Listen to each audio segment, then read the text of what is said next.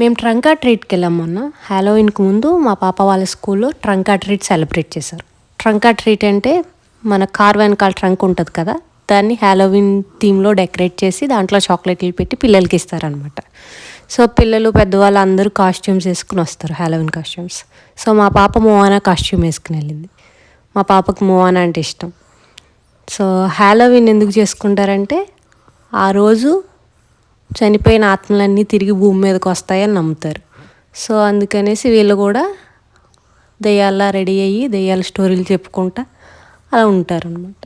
So అందుకనేసి celebrate చేసుకుంటారు Halloween.